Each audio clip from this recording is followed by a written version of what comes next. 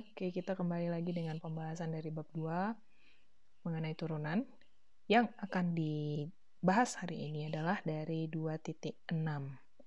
Ini ada sedikit kesalahan teknis, karena harusnya 2.6 ya, bukan 2.5. 2.6 ini berbicara mengenai turunan tingkat tinggi. Oke, sesuai dengan namanya, turunan tingkat tinggi, ya turunannya ini enggak hanya berhenti di orde pertama ya, atau dengan kata lain hanya sekali diturunkan, tapi bisa juga diturunkan hingga 2 kali, 3 kali, 4 kali, bahkan seterusnya. Nah, kita lihat pembahasannya. Kalau begitu, notasi turunan yang sudah diperkenalkan dari sebelumnya itu adalah yang pertama, kalau misalnya diberikan Y sama dengan Fx, turunannya boleh dinyatakan sebagai F aksen X. Terus udah gitu boleh juga dinyatakan sebagai Y aksen. Bisa ya? Terus bisa juga dinyatakan sebagai kapital D, X, gitu kan? Y. Yang artinya turunan Y terhadap X. Atau juga menggunakan notasi Leibniz, ya, dy dx. Oke.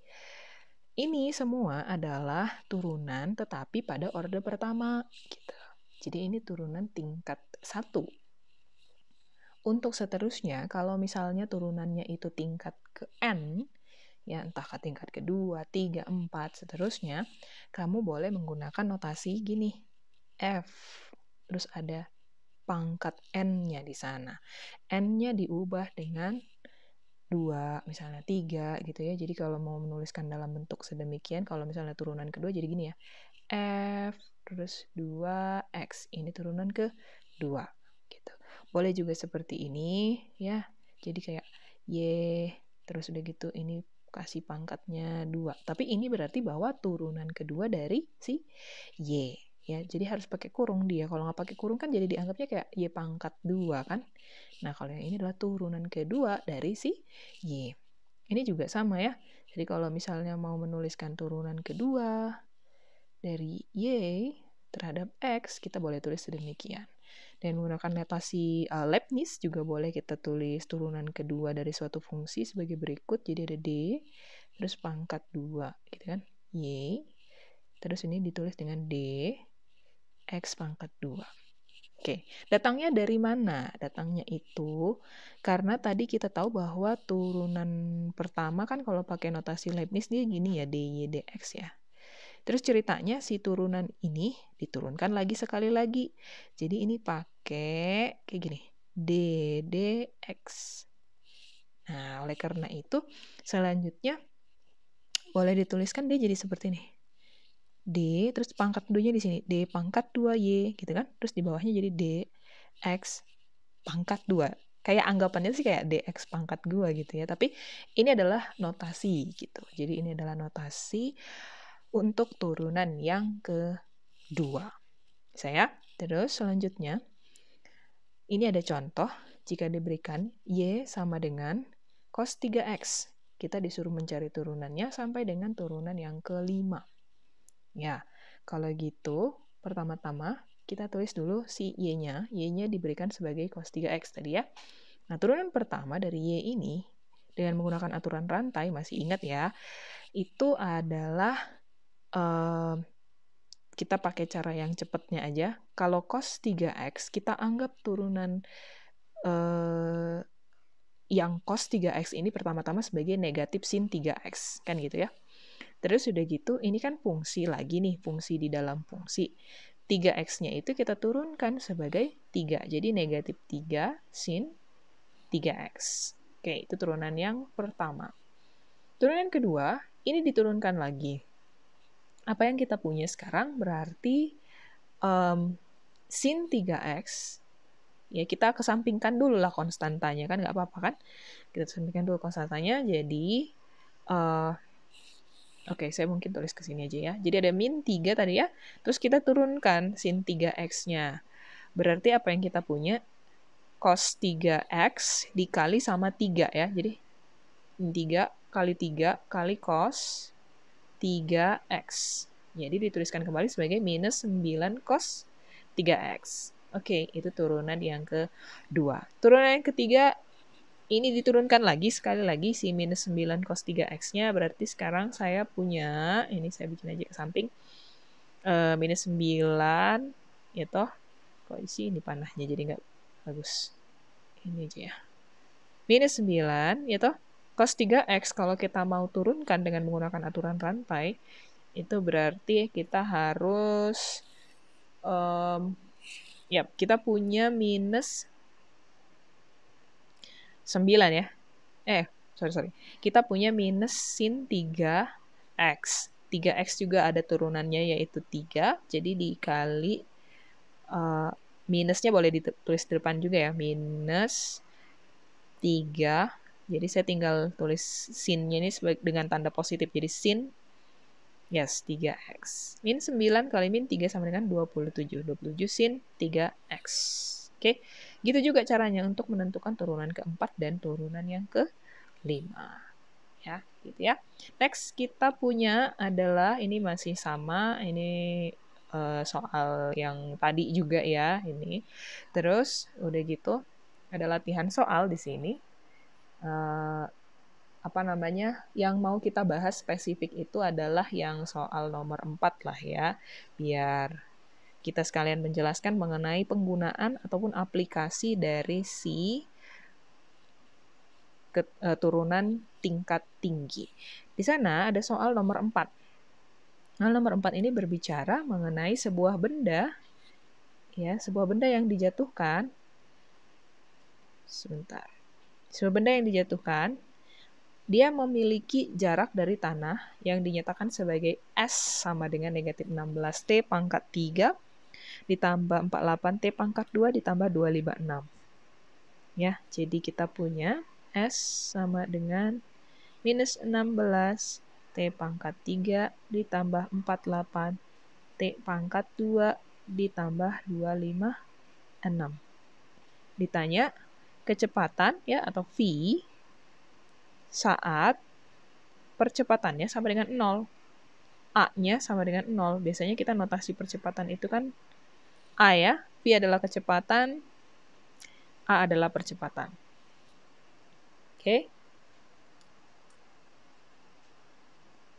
Nah, terus sebelum saya kasih penyelesaiannya, ada sedikit tentang kecepatan dan percepatan ya. Turunan pertama suatu fungsi mempunyai interpretasi kecepatan. Interpretasi kecepatan sesaat yang mengukur laju perubahan jarak terhadap waktu. Jadi gini, perubahan jarak ditandai oleh adanya kecepatan. Nah gitu sederhananya. Perubahan jarak ditandai oleh adanya kecepatan. Sudah? Perubahan kecepatan ditandai oleh adanya percepatan. Perubahan kecepatan ditandai oleh adanya percepatan. Oke, jadi maksud saya gini, ketika suatu fungsi diturunkan, Anda mendapatkan kecepatan.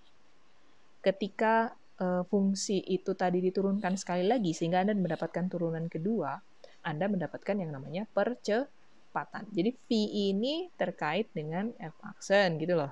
Terus kalau A ataupun percepatan ini terkait dengan si turunan kedua dari si F ini tadi, yang dinyatakan dalam fungsi S, boleh juga fungsi jarak ya terhadap waktu. Terus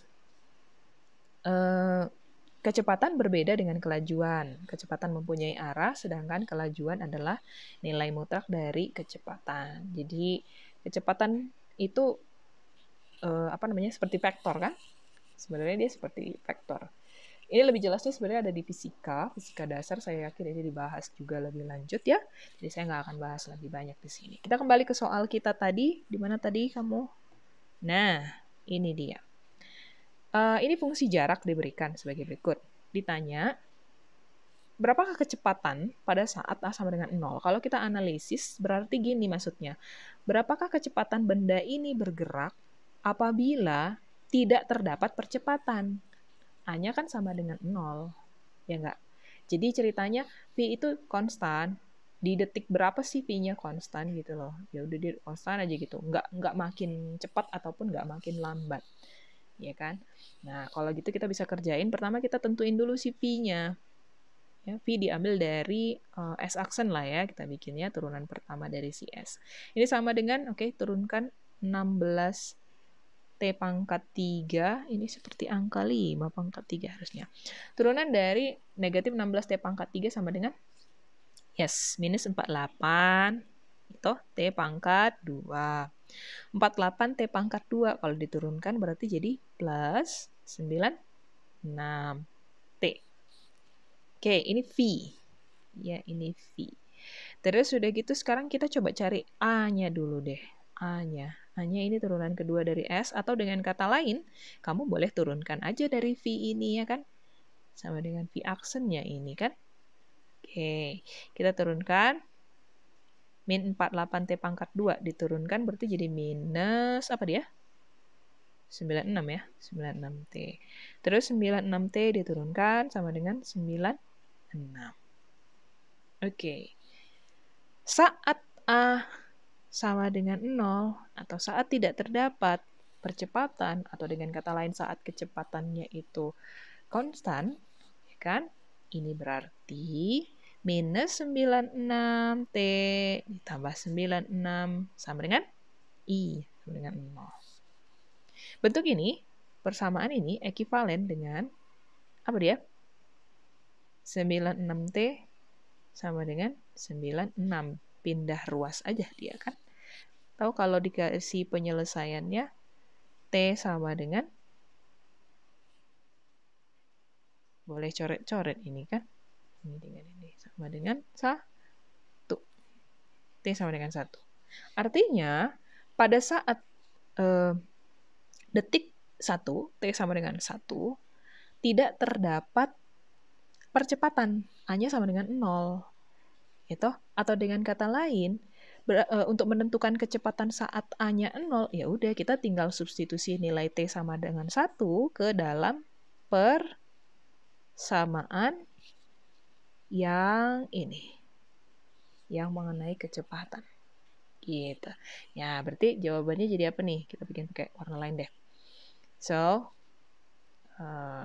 V saat A sama dengan 0 adalah V, T-nya itu sama dengan 1 ini.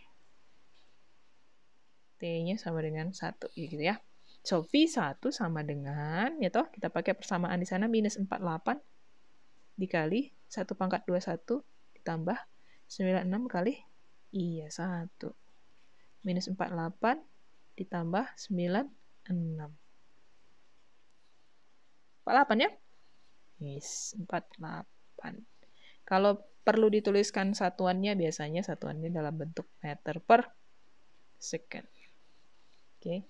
Sekaligus mengingatkan, sedangkan nanti kalau percepatan, biasanya satuannya adalah meter per second pangkat 2.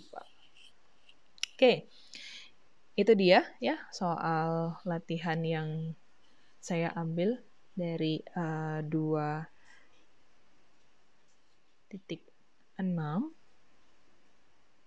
Baik, ada soal yang lainnya ya, nomor 1, 2, 3 ini boleh dikerjakan juga. Dan juga ada banyak juga aplikasi-aplikasi lainnya dari turunan tingkat tinggi. Lebih jelasnya bisa Anda lihat di buku, ya itu banyak banget contoh-contohnya juga. Nah, jadi demikian untuk penjelasan dari 2.6 mengenai turunan tingkat tinggi. Atas perhatiannya dan antusiasmenya sudah menyaksikan video pembahasan ini, saya ucapkan terima kasih.